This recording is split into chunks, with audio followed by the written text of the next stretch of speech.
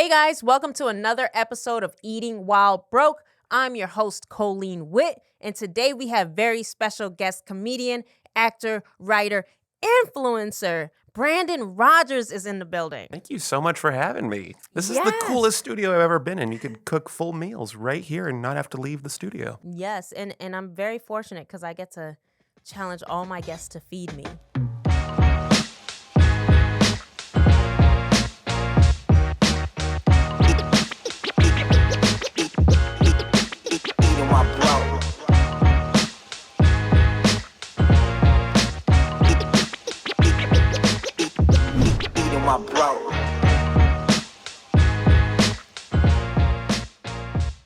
Have you ever had a dish that was just absolutely rancid? Rancid as in terrible? As in just, it was hard to swallow. Yeah, have you heard of Miss Jackson? I hate to do this to you, Miss Jackson. Oh no, Miss Jackson. Miss Jackson, she was like Nelly's old girlfriend. She has the dimples. Beautiful girl. She's like an influencer online, also entrepreneur. She had the pickled egg.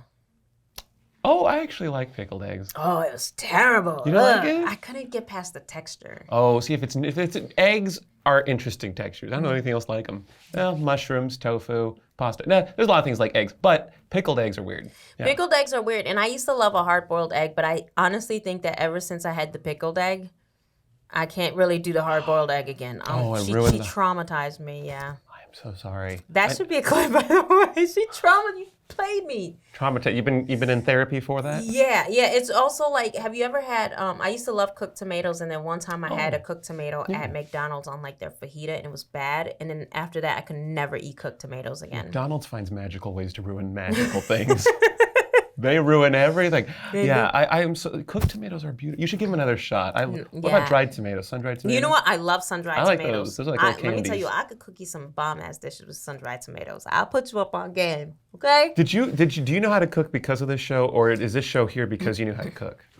I'm a very good in the kitchen. Okay. I will say this. I have learned some extra tricks since the show. Okay. I mean, I'll tell you the truth. I didn't know the difference between fake butter and real butter until this show. Not margarine, but fake butter. It's margarine, fake butter, whatever. But, okay. But real butter. Now when I go to the store, I only buy real butter. Oh, interesting. It tastes so good. I literally could eat it by the bar. And I put it in... when I cook, I use a lot of butter. Yeah. Butter is like, it kind of makes everything go down easier. Yeah, but this show has taught me some cool tricks. I will say this is the first time we've had your dish on the show. What will you be having us eat today? Today we're eating canned chicken with balsamic vinaigrette and Saag Paneer. Saag Paneer, however you want to say. I'm just a fan of the flat A, but I would throw the chicken into the Saag Paneer and cook it like that, but I would also eat the chicken right out of the can by itself. Just put a little balsamic on it and go in with a fork, and I would just eat that while I worked at a hotel back behind the front desk. Really? Yeah, I'd pop a can open of that and then just go to town on the... Well, I was eating weird shit back then. I like your creativity. You sound like you were like, desperate measures. We'll work with what we got. Chicken. Yeah, it was weird. I was very heavy back then, and I wanted to get thin real fast. And I didn't know how to, so I thought, what's like the bare bones of what I could eat? Oh, just meat, like caveman mentality. So I'm like, I'm just gonna eat chicken out of the can, and I just threw the balsamic in there so it wasn't just entirely flavorless. But I saw in the chicken in the can, it has like little fat in it, doesn't it? Fat, but not sugar. I was very into like no sugar, and I still am. I'm saying you ate it cold, not warm. Right out. I mean, neither. I'd eat it room temperature. Oh my God, you're a gangster. Okay, yeah. And then for us who did not know, because I did not know what Saag Paneer is. Can you explain what it is? So it's like spinach and spices and like basically like food processed, like chopped up finely and then cooked with cream. And there's like cubes of cheese that are in it. And so it's like basically spinach, cream, and cheese. It's almost like the closest thing I could think of to like an American dish would be like spinach dip maybe, but meant to be eaten not as a side or a dip, but like as an actual like dish itself. Yeah. Okay, and then your team said I could either get it from a restaurant or get it in the store. I did get it from the restaurant. I just want to tell you all listeners, this Saag Paneer, please forgive us for butchering the name, but I think I paid $10, and it definitely looks like you'll feed like 2 to 3 people, right? Yeah, I can eat I could put one of those down easily. I could probably put 1.5, 2 of those down easy. I love you. and so basically, this whole dish essentially just costs like $12. Yeah, it's good because I live totally like bachelor style. I don't eat a full meal at a time. Like sometimes I'll eat extra or less than, and it's nice because I can just eat however much I want, put it away, and I eat this probably every single day. Like Really? yeah, yeah. Like up to recently? Up till yesterday. What? Yeah, and I wish you would have came here yesterday. We would have had you ready. I know. But I'm actually more used to eating it cold because I food prep it. So I'll buy a bunch in the week and I only eat it like fresh on Monday or Tuesday, and the rest it's all either cold or reheated. So I'm like used to this. And this is healthy. It's pretty healthy and lean, right? I feel like I've been healthy since I've been eating it. Like I either eat it by itself or with something else, but I probably eat it for almost every single meal. Really? Yeah, and it's the only food I don't get sick of. That's why it's the only every other food I kind of get like tired of having more than 3 times. Well, let's see if this dish can move to my favorite list. If it doesn't, oh my God, I'm gonna feel like a monster. And let's see. So, why don't you start cooking for me? And then while you cook for me, take me back to what was going on before it became your popular favorite dish. Let's go on this journey together. Yeah, let's go on this journey together. All right, go for it. All right. So let's see. Do we just start going? Yeah. Do you want to stand or you can sit? And then this is your burner right Okay. And I think if I sit, it's probably better for the sound, right? Well, you're on a log too now. All right. Well, now we'll respect your live. Oh, yes. It's right there. Okay. All right. Wonderful. Okay. Well, let's see here. We're going to go low here. And yes, I would reheat this like this all the time because I lived at my mom's house and she had and then I moved out into a studio with barely a kitchen and I had to learn how to eat everything cold. Oh. Yeah, I had 10 years without a microwave and it made me appreciate microwaves so much. You just throw it in a box and it's hot all of a sudden. How do you go 10 years without a microwave? I don't know. I lived 10 years in a shoebox. Bedroom, living room, bathroom, kitchen, it was all one room. Well, the bathroom was behind a door, but yeah, it was a tiny, tiny place. I think this is on. Oh, yes, it is. All right. Okay. I'm not a good cook, just letting you know. Most of my food has been Uber Eats for the past 4 years. I feel like most of the guests on our show haven't cooked, in years. Well, you know what? It's going to be an experience. So I'm just going to do it the clean way. They call this the good old Brandon flip. You go 1, 2, 3. Like Okay. That. All right. And it requires a little bit of dancing. Do you want one of those utensil things? Oh, you know what? Oh, there it goes. It worked. Yes, and this is a Saag casserole. We're going to turn it into a stir fry here. Okay. Okay, let's see. I'm going to use this because I think the green and the red go well together. Okay. Excuse me. Oh, good. You have a cough. By the way, we all have this magic cough that doesn't go away, so all y'all listeners got to bear through it.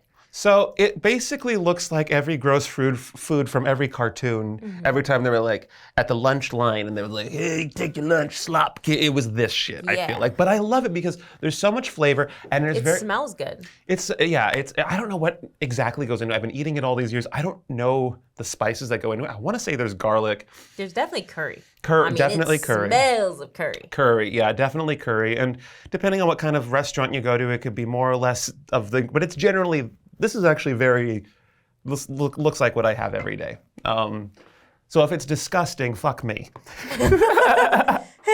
Okay, so it looks healthy. And the cheese chunks look like chunks. So is the cheese good? Do you actually bite into it, or does it melt? Paneer cheese. It's a very specific cheese.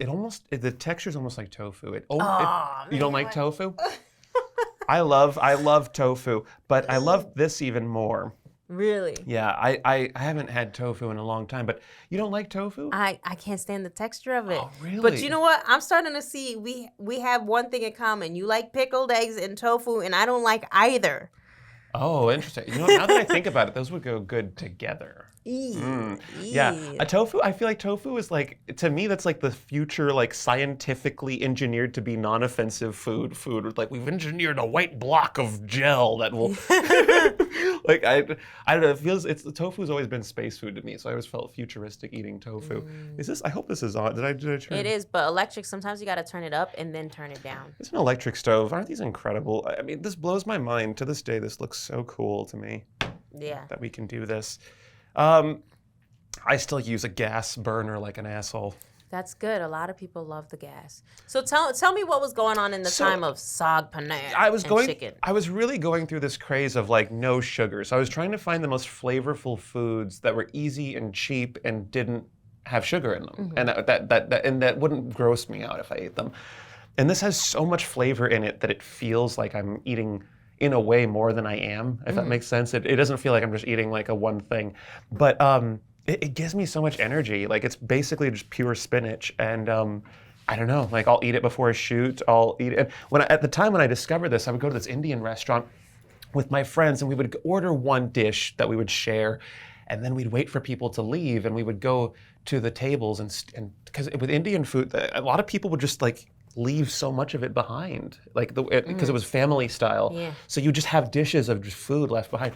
So we would just go to the other tables and just and that's how I discovered Saag Paneer. Wait a minute. Let me get this straight. So you and your friend will order one dish, wait till everybody else left the restaurant, and go pick out on their leftovers? Yeah. That's pretty awesome. I'm sure people have thought of doing it, but nobody's ever actually done it. I also used to dumpster dive a lot. What do you mean? Like in college, I would go, because they would throw food out at the grocery store that it was technically expired by the date, but it was still good. Yeah. So my friend and I, we would call each other and we were like, hey, you want to go diving? And we would just go diving.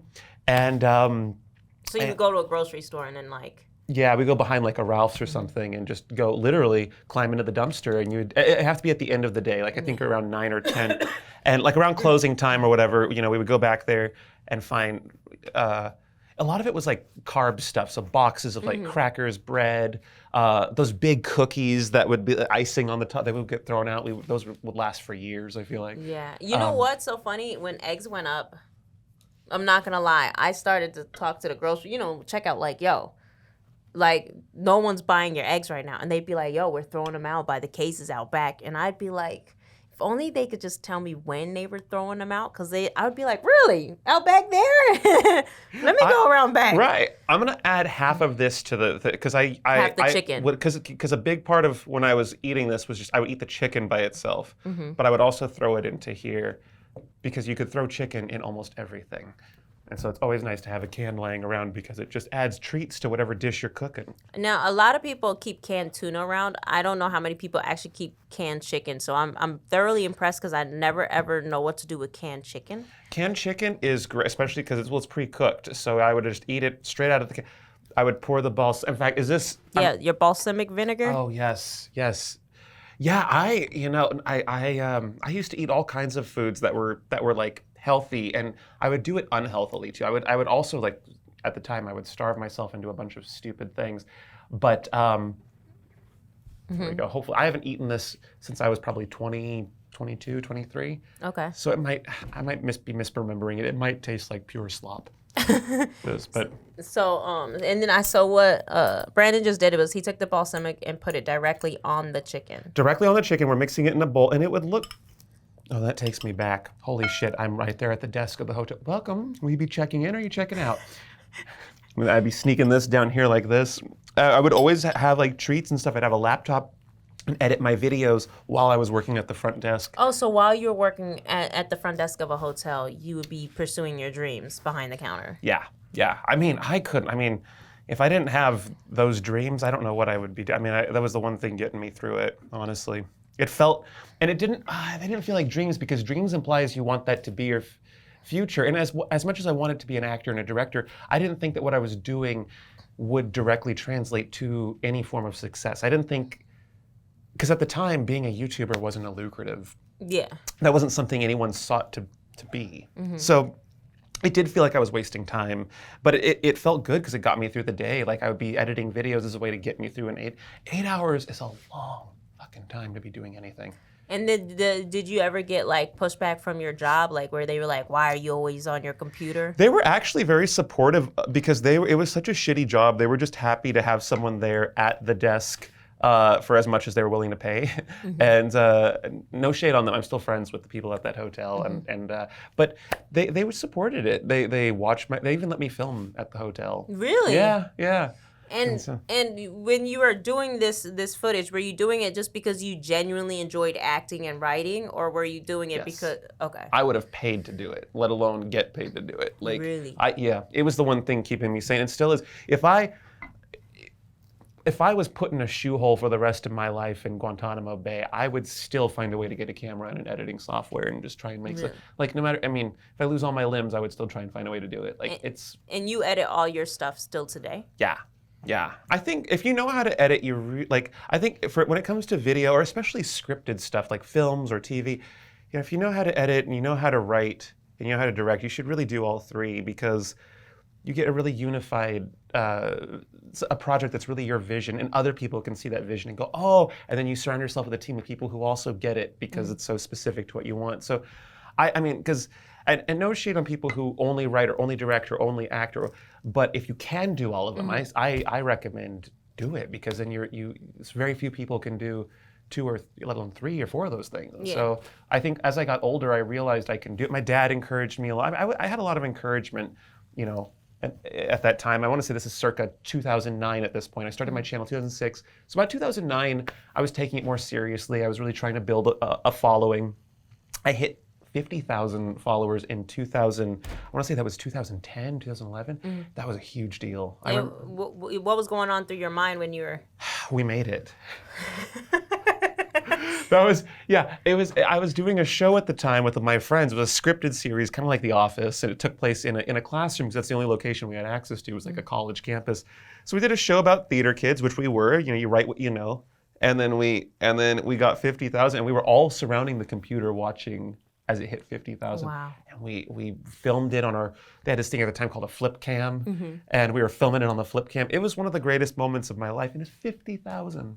Today, I mean, as any TikToker, that's not even a cum shot of people. I can't say that. But it's not. Say it, I love it. 50,000 is nothing today. I mean, but what I'm saying is it's something. It really is something, because we felt like we made it at 20,000. We felt like stars at, And what were your parents saying when you were like getting hyped over these numbers? I don't think I don't think my dad was always excited from day one. I think it took me getting recognized in public in front of my mom for her to put some sort of tangibility to it. Because up until then, it was like, you should be focusing on your job, you should be focusing on your school. And then when I started, and when I did it full time too, she took it seriously. When I was able to I worked at a law firm before I did YouTube full time. And when I made that leap, I think she took it a lot more seriously. Now, was it scary at the time, before you took that leap, like what milestone did you hit before you were like, okay, I'm gonna do 100%?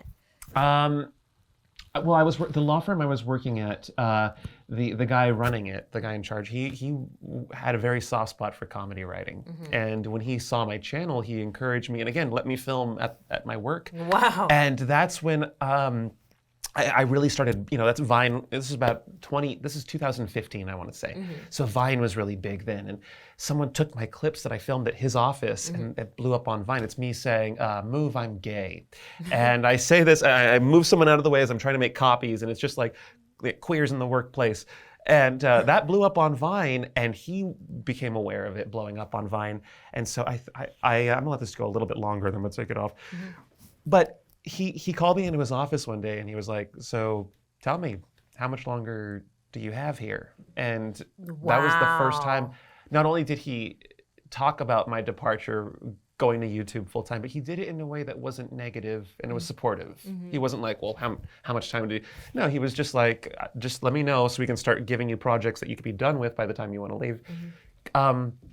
I probably wouldn't be where I'm at if it wasn't for him letting me be creative while paying my bills so I could live. And that's the artist struggle in LA. That's everyone's struggle. It's like, you move out to LA, making a living is a job in itself, just to be able to pay your rent, afford food.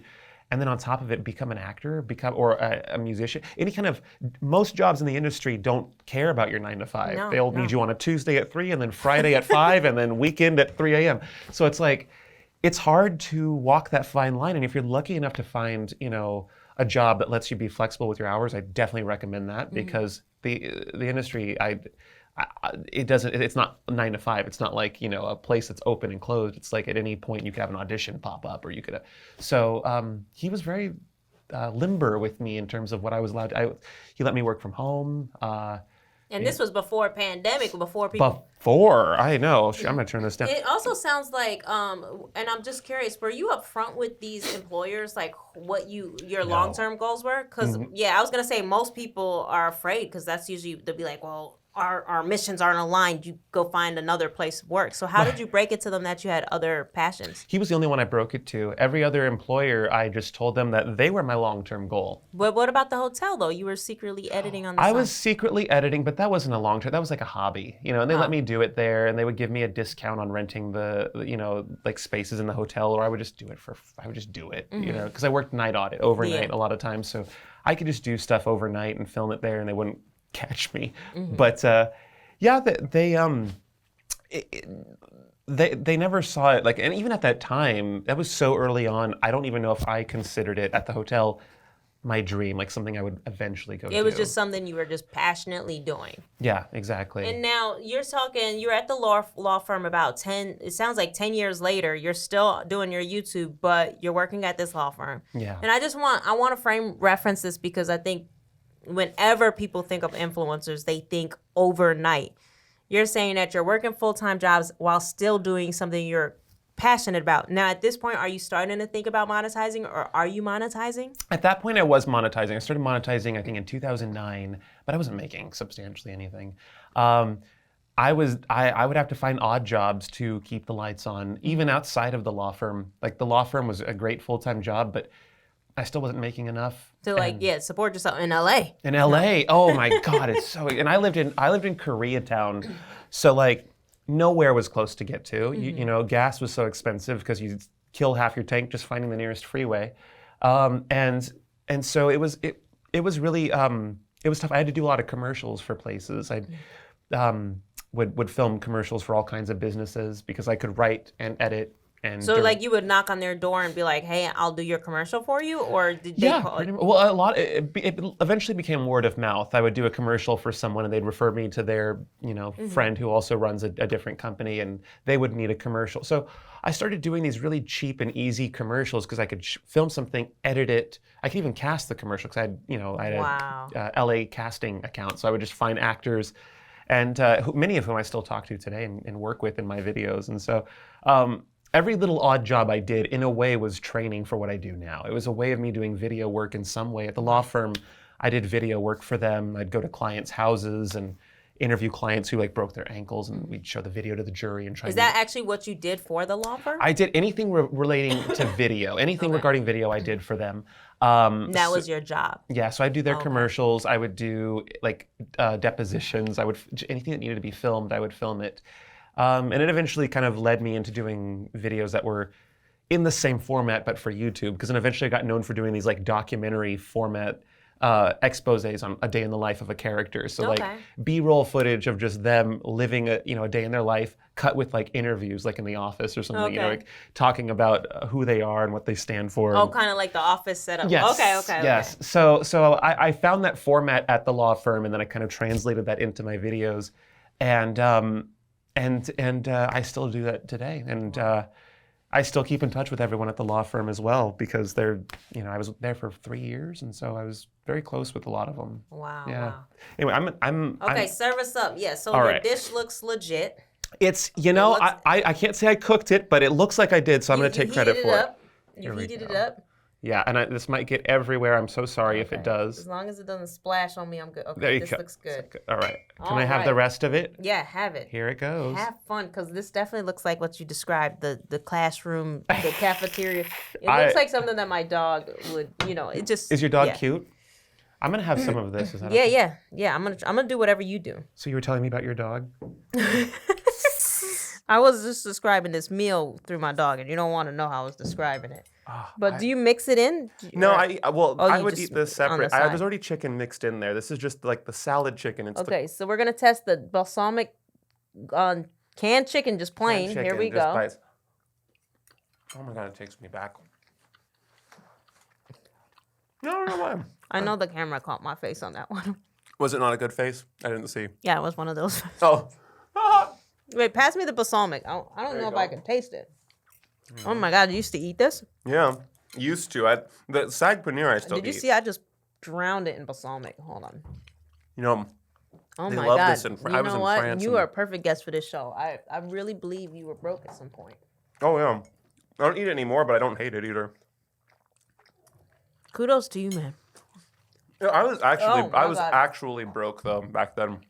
I really I was digging through my nightstand for $1 bills for For dollar burgers? quarters. Yeah. All right, here we go. I'm going to Yeah. try the... I'll try it too. Okay, Saag Paneer. Saag Paneer. Okay, What do you think? I'll get down with the Saag Paneer. All right. It's good. I want to try it with the chicken mix. And Man, you that could canned chicken is oh, man. Excuse me. Much better. Much better. And I really like it with the chicken. the saag is sometimes with lamb or beef. You could like substitute or like really? put other stuff in it. Yeah. It's a great dish. It's a great dish, and I love it with the balsamic chicken. I would not recommend for any listeners to eat it the way Brandon was eating it when he was broke. The plain chicken and the balsamic vinegar is not what I would recommend taste-wise. What I love about Indian food is that it's one of the cuisines that's just as healthy as it is flavorful. There's so much flavor, especially in this, and it's very good for you. Now, a lot of the listeners don't know, but I did get naan bread, and I do feel like if you had naan bread with this, it would be so much better. Yeah, it would be. It is. I would on like they're kind of made for each other, you know, because you can eat it like a taco. You could dip it. There's so many varieties of how to eat them. Should I try the cheese just to take one for the Yeah. team? It is tofu-y, but it is good. Here we go. Wait, is that the cheese or the chicken? Oh, no, that's the chicken. The square one is the cheese. Okay. Okay, And let's see. Oh, it's good. It's really good. Yeah. I don't know why I was like expecting. First of all, I don't know if this is like tofu texture. You don't think so? I thought it kind of was, but It kind of reminds me of like mozzarella cheese Oh, okay. texture. You know, like when you buy the mozzarella cheese sticks. I get. You know what? You're right. It does. I see that as well. Delicious. Great dish.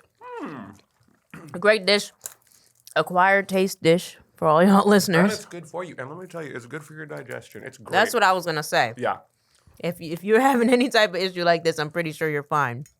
Let me tell you, if it looks like this going in, smooth sailing. Come back. So I'm curious, if you look at your first check, Yeah. can you share with me the dollar amount of your first check to comparable to a check that you get nowadays from YouTube? So the first check was several months of buildup of me. Like I was earning money, but I couldn't find it. For some reason, it took me 3 months to get my first check. So that first check was, I want to say it was close to $2,000, but this was over like several months of doing. And this is a couple years into your platform, or? This was around 2008, 2009, somewhere around there. And so I the first thing I did was I bought plane tickets and I just flew to places. What? And I would and get this. I'm lucky I'm still alive. I would stay at fans' houses. I didn't have a lot of fans back then. But there were some people that, you know, that watched me, and I would get in touch with them, and they say, "Hey, if you're ever in Chicago, you know," and I'd be like, "Hey, I'm going to Chicago. Can I stay?" And that's how I wouldn't pay for hotels. I would stay at strangers' houses who knew me from the internet. And did you become actual friends with them, or? Yeah, a lot of them I still talk to this day. One of them I met at an airport in Illinois, and we went on a road trip and drove all the way down to I want to say Kentucky. Yeah, we went to. Oh my gosh, yeah, you're Tennessee. lucky you're alive. I know. You know what though? I had another guest do that too. They like went where their fans were, and their fans kind of held them down. I don't recommend that. I was very stupid when I did that. I did so many stupid things, and back then they didn't have MapQuest, so we went on this road trip. I mean, they didn't have like navigation. You know, not even Garmin was really a thing back then. So we would have to call this hotline, and you would just tell them where you were, and it was automated, and it would just say like, press 1 when you get to this intersection. So you could be driving. Okay, 1, boop. Okay, in 3 miles, your turn right, and that's how we had to do our shit back then. And then while you were waiting, you had to listen to ads play. So you were just like listening to an ad, and then 1, we're here at the thing. Boop. And so yeah, that was not fun. But yeah, I that was my first check. My first check, I blew it all on travel. And then how long did it take for your next check to come? It was so. I think it was a few months after that because they wouldn't pay you unless it was over a certain amount. I want to say it was like $500. Oh no, $100. I think. Oh wow. So I didn't get paid until it was like months. That was in the winter time, and I was going on all those flights. So like summer rolls around, and like finally my next check comes in. It's like $110, and so that was not fun. But so it didn't feel like I was, even though I was an official partner at the time, it didn't feel like that. It felt like, oh, I'm getting these little thank yous every few times a year that are just like, but it wasn't. It wasn't until probably 2015 that I was actually making money on YouTube. And then what was that check, if you don't mind me asking? I honestly don't remember, but I do remember I quit my job when I was making enough per month. I was like topping the job. Oh, you were making more than your actual day job. Yeah. That's smart. Okay. And you didn't think like compounding. You were like, I'm out of here. Yeah. And then I started an LLC, which I put all my money into, and I kept my salary. To this day, my personal salary is the same as when I worked at the law firm, just to like keep it capped. Oh, so I love this. And I want everyone to listen to this because a lot of people don't know to do this, but he created an LLC. And then when you put yourself on like a payroll, like a ADP payroll, I do that. I personally do that. A lot of people, I tell people to do that all the time. Our own yes. boss. And I keep my salary still the same, and it's very low. Really? I literally only pay myself like $60K a year on my salary, and I do an S corp. I don't do LLC. Oh. I love S corps. I'm a super freak of an S corp. It sounds more elite, an S corp. Well, it's the way when you do your taxes at the end of the year, it breaks down a lot better. You end up saving more money with the S corp because you do a draw. So it'll be your salary plus your profit, and then you pay the taxes. I love it. That's how I do it. I always start as a C corp, but usually I end up as an S corp in the end.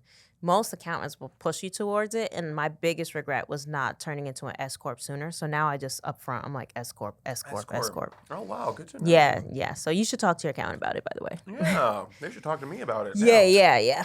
I'm all when I have consultations with my accountant, it's very thorough. I ask a lot of questions because when I was 21, I got like liens on my stuff from my first business, and then I learned that the state of California is a lot meaner than the IRS. Oh, yeah. Well, they don't play. I'm the opposite. I just tell I tell my accountant, just figure it out for me.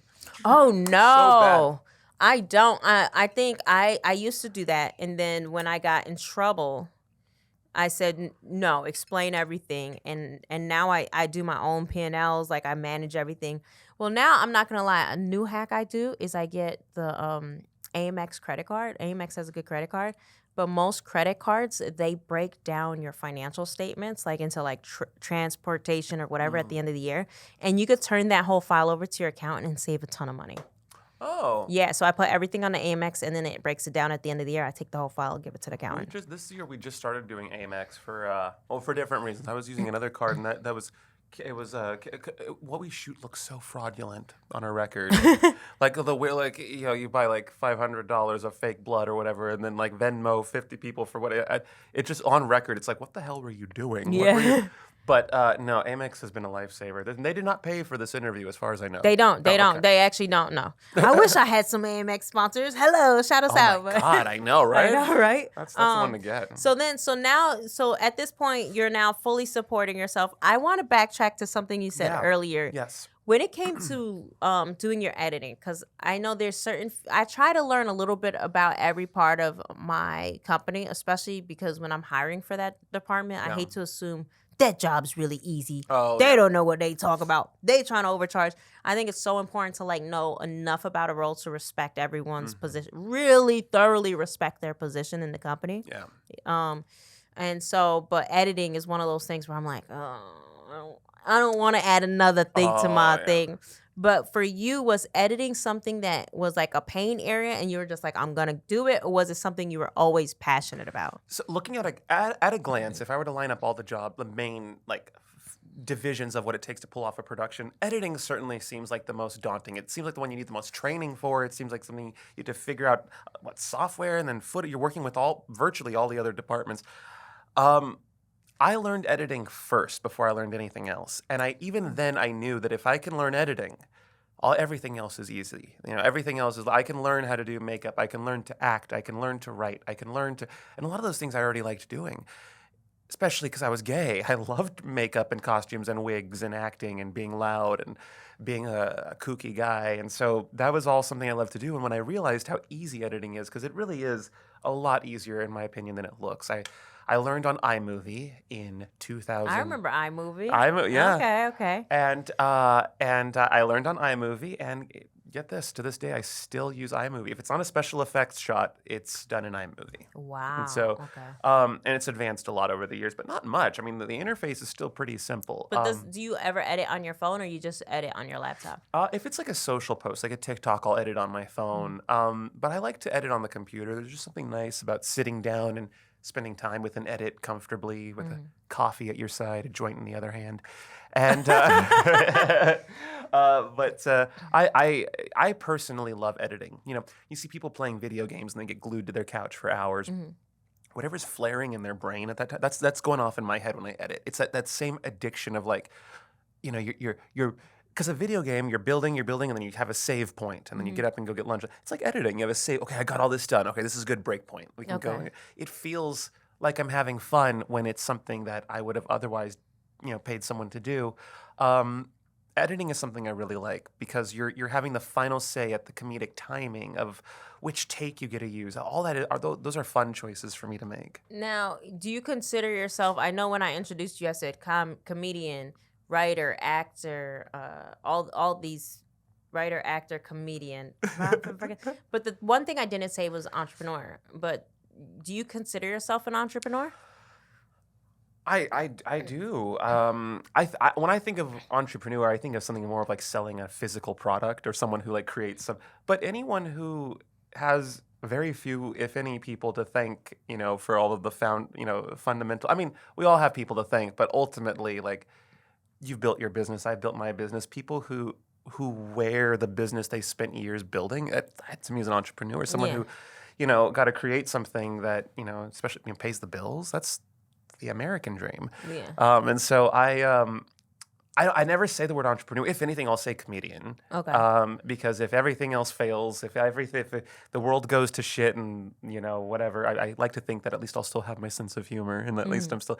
So I don't know. And kind of the ability to be a comedian kind of funnels into everything else I do, into the editing, into the social media. And you also do tours. Yes. Oh, and into that too. Yeah. So I do live as characters. I go around the country and I perform at different. I do like an hour-long like seminar as like a character to my audience, and it's very interactive, and I get to meet my fans up close. And then, do you actually set up your whole tour, or do you have a team that does it for you? I have a team. Yeah, I'm with Levity Talent, and they are titans in the comedy scene. They've been angels to me since 2017, 2016. Okay. I've been with them for quite a while, so. They'll help craft the whole thing, and they send me out on the road, and they always take care of me. Oh, awesome. Yeah. And then you said that you still live on the same salary. Yeah. Now, I'm curious, when you say you still live on the same salary, is it because you budget well, or is it because you offset some of your expenses to your business? It's a little of both. I mean, so much of what I spend money on is my whole life is my work. I live very minimally. I don't. Nothing that I own at home is super lavish. I drive like a Honda, and I'm not anything I spend money on. Usually, it's for the videos, and so I don't know. I would just rather put my dollars and cents in front of the camera rather than having a really nice, trailer to be in when I'm not filming, or having a really nice house or something But like you're that. living your purpose. So I would feel like you, in even meeting you and getting to know you, and it seems like you're much more into like your purpose, your vision. I guess you're painting the world you want to see when you're creating, right? You're a Yeah, creator. it's I feel like the world that I create is a reflection of the world that I see. A lot of Mhm. the characters and settings are a mirror, a twisted, warped, like circus mirror version of what was real life. Um, and I don't know. I ultimately just want to be a place at the end of the day for people to come to and kind of get lost in. It's for me. I get lost in scripted content quite a bit. More than reality. I love being told a story, so I try to be that on YouTube. There aren't a lot of scripted things on YouTube these days, and I really try and encourage people to do more scripted stuff. That it's still like a really fun and Mhm. creative medium of entertainment. Do you ever keep up with Country Wayne? Do you ever see his stuff? His stuff. No, I'm live under a rock though, and Okay. I rarely scroll. But is it pretty fast paced? I mean, it's pretty good. But I will say this: like some of the checks that they like people have mentioned on the show about like some of the YouTube checks that they're getting. I will say that sometimes I wonder if YouTube's paying you say 200, 300,000 or whatever.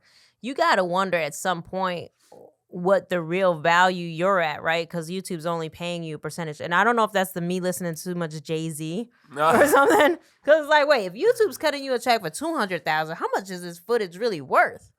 Right, and honestly, it's as worth as much as it's watched. Honestly, Yeah. people, and every year it feels like you're kind of encouraged, not just from YouTube, but from every platform. You're kind of encouraged a new set of guidelines. I mean, Mhm. before they were pushing longer form content, and now it's all about how short the content can be. Mhm. Um, I just firmly believe as long as it's good, it'll stand the test of time.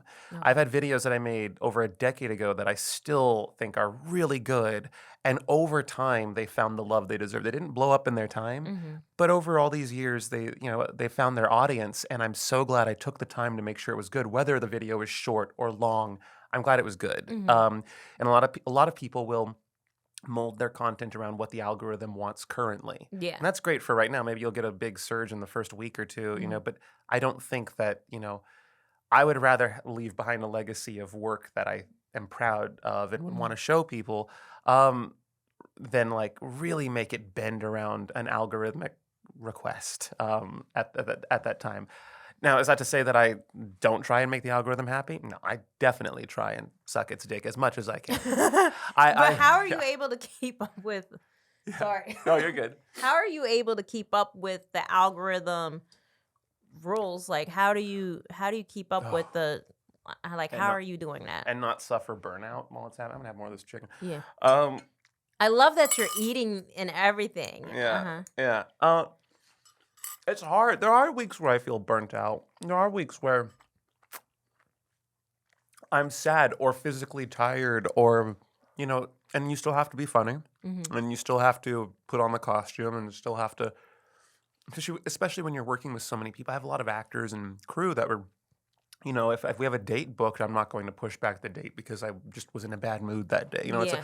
So there is a level of like, leave your shit at the door and just do the job. Mhm. Um, and it can really feel sometimes, especially when it's like a bigger production, and it takes weeks to shoot before you see any kind of like audience appreciation for it.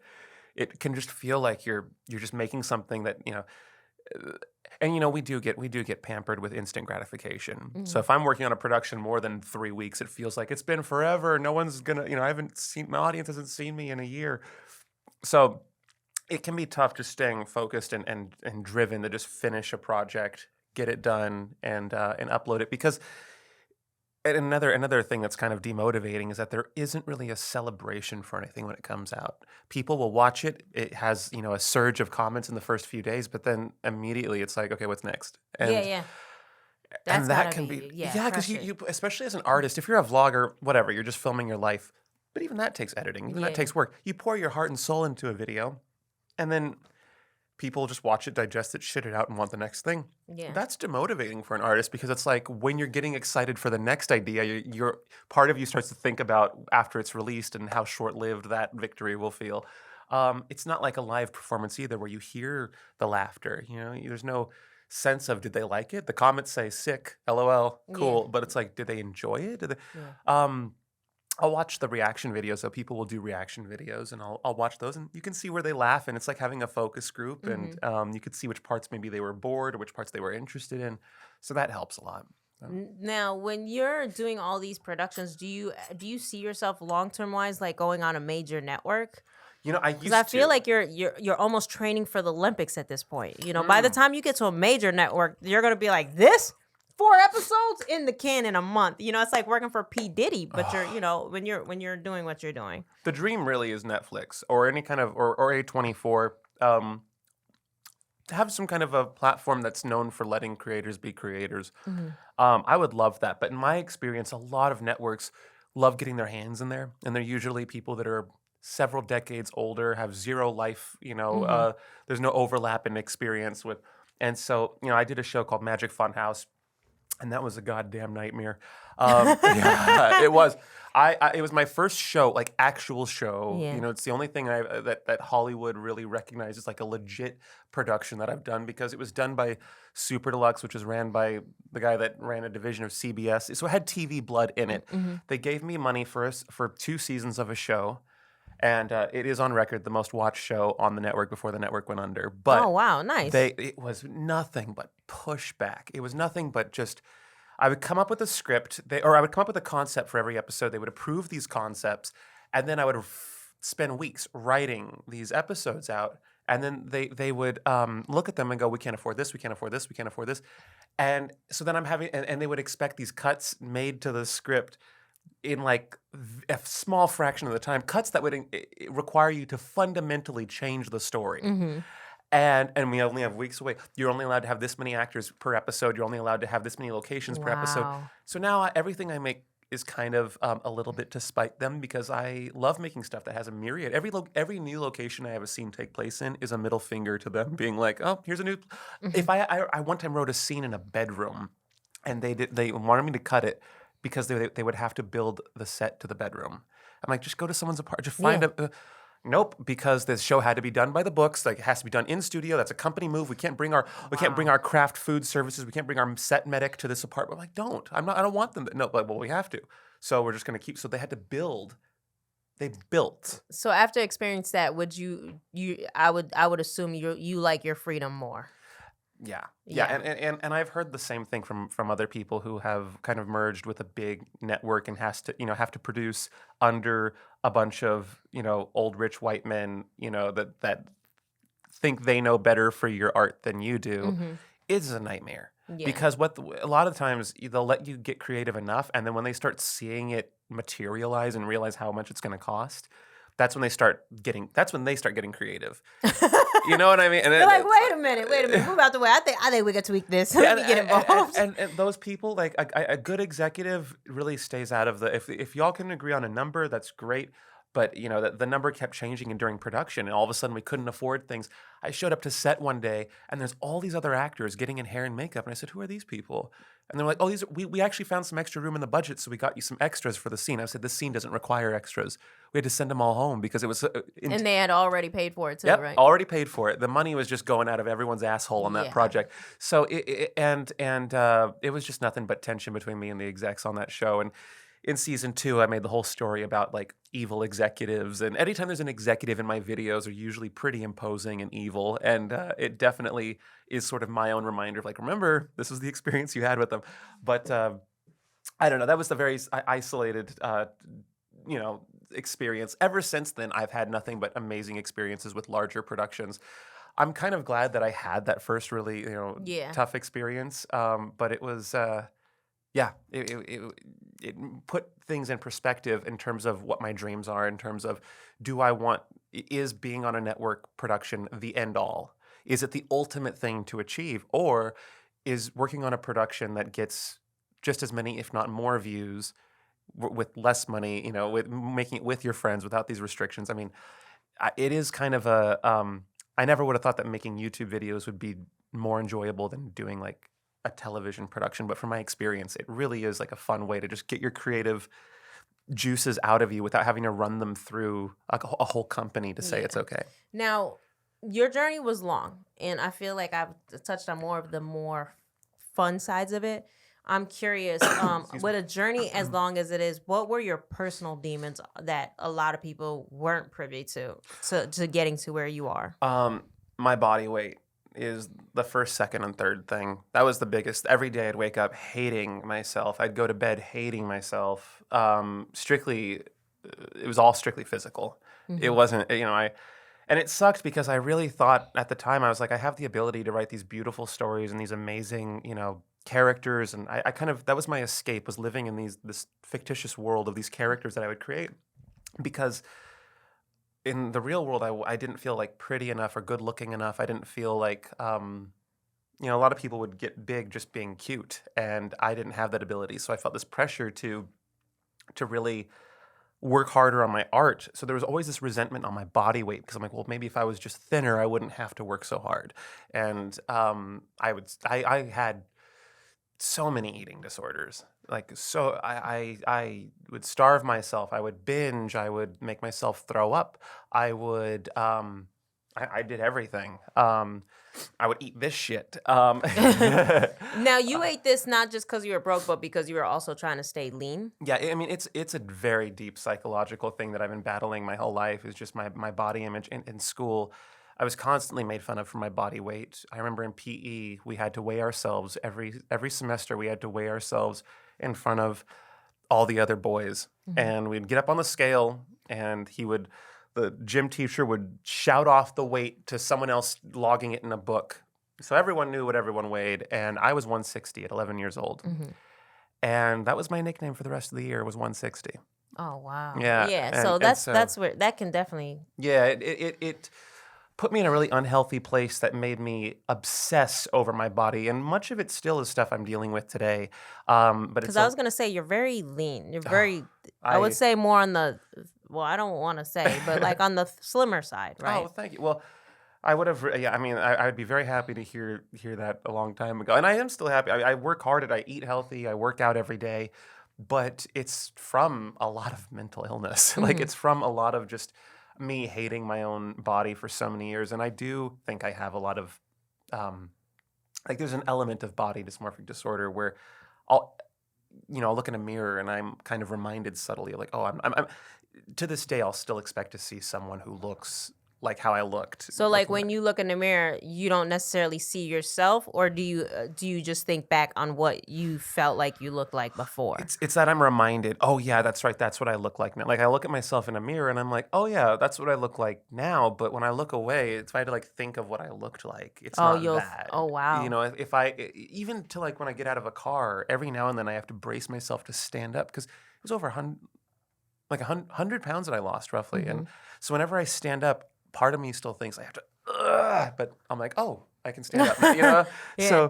So it's weird. I totally get people who, I really do understand people who suffer with body image issues of many different kinds, because we all do to an extent. But wanting to be an actor and being overweight was really, it was hard for me to live with it, because I was also brown, and the town I lived in, it was a very affluent white town, and so I felt gay, I felt fat, I felt brown. I just felt like I was a sub tier on every level. Yeah. That I wasn't allowed to be the lead character. Were you openly gay too, or no? No. Okay. Didn't really matter though. People, I mean, I still got called faggot all the time, but oh wow. It was, oh yeah. It almost didn't matter if I was in the closet or not, because it was, if you acted feminine, and it was really hard for me to hide that. I had to really learn how to master the musk of my voice. I had to really learn how to not lisp and not walk with check my nails like this and not like this. And so just again, that's a lot of different pressures. It really is. That's a lot of different pressures, not just to wake up. But it's crazy because you grow up in this environment where it seems like you're mentally almost hating on yourself, right? But then you find this escape, which is being ultimately the most creative genius, right? You're a creative genius. I knew that I was creative more than other kids in school, and like, I guess if I had any form of self-love, it was knowing that there was something special in my brain. And I always kind of knew that. And everyone I think is unique and special, but I really knew, like, I would go home and I'd draw and I'd write stories. And there was like a world somewhere in here that I knew that, like, I can get lost in my imagination. It helps me just process shit if I write it or draw it or put it into a physical medium.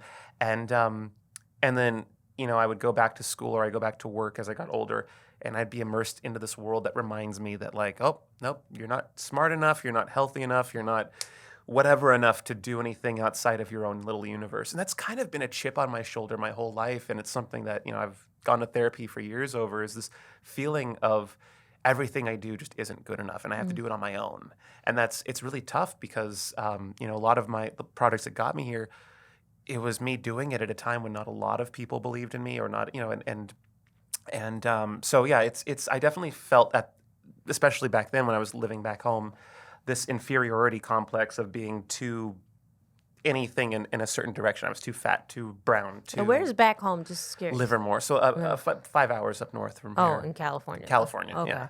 And then, okay. And then, what race are you?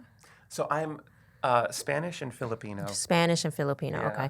And predominantly. was it difficult when you were going through, like, the body dysmorphia to get on camera and play characters? Yeah. In fact, you can tell when I lost all the weight because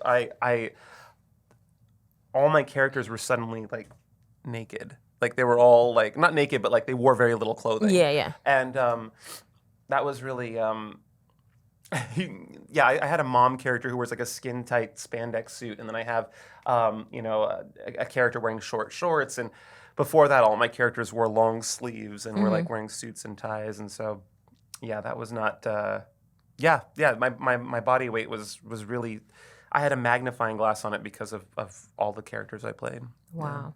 Yeah. Okay, and then now, what would you say is one of your hardest milestones that you deal with on a regular basis now that you've more arrived, I would say? I feel like just... And you can say it closer to my favorite person, my mic. I feel like just... feeling that normal sense of community that I felt when I was, like, back home. Mm-hmm. It's hard because I don't have a lot of time, and I'm either writing, editing, or filming, and so it feels like my social life has dwindled quite a bit. And I've talked to other influencers or content creators, and I've heard similar stories. There is kind of a trade-off, when your lifestyle shifts, you gain things you like and you lose things that there's like a trade-off. And I think part of the trade-off for where I am now versus where I was before was the sense of just I'm not around people as much as I was. And you'd think I was around more people because I'm on set more and I'm working around all these actors. What people see on social media, me around all these people in a studio, that's like the only time I'm out of the house. Like, wow, what I mean? yeah. So that's like the 10% of time I leave. The other 90% of the time I'm home alone, having to, like, edit and create. Yeah, so it's funny you say that because the friends that I do have that are influencers, I literally can send them a text right now, like, let's go hang out, and they're like, unless you want to go work out tomorrow, the answer is no. That's like, how literally, if I want to hang out with any of them, I'm like, what time are you working out tomorrow? They're like, 2:00, be at the house. If I say, hey guys, I'm going through something and I just really need someone to talk to, they're like, call a suicide hotline. I wish you the fucking best. Believe in yourself. There are people with much worse. I promise you their text will be something like that. Wish you the best. Believe in yourself. There's people that have it way worse. Get the fuck over it. Call a hotline. I'm not a therapist. Yeah. And these are really good friends of mine. And as fucked up as their texts sound, it's the truth and it snaps me out of whatever. But I will say all my influencer friends, the only time I can hang out with them is if I say, what time you working out tomorrow? That's the only time. Because, and that's such an LA thing too. I feel I know what you mean. Are you the same way? If I were to be like, yo, Brandon, let's meet up, you'd be like, well, what time? I'm working out at 2:00. You can show up to the 2:00. You called the suicide hotline already?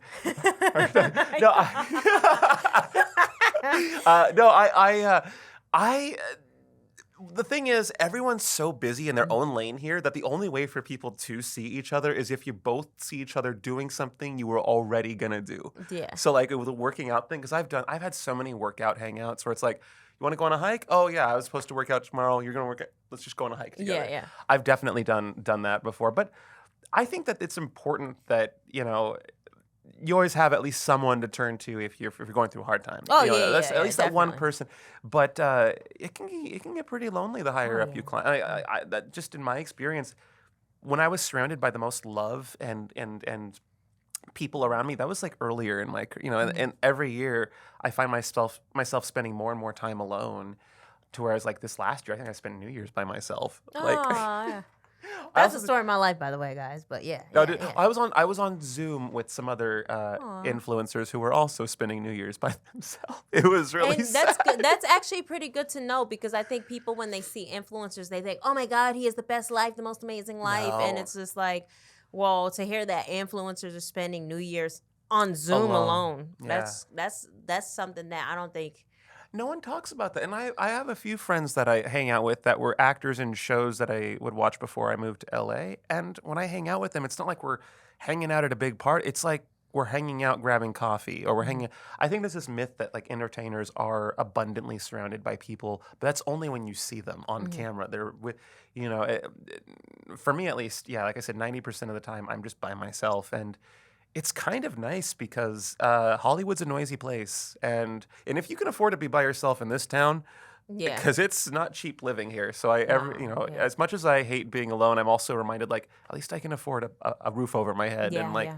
because I've had some crazy roommates. Oh yeah.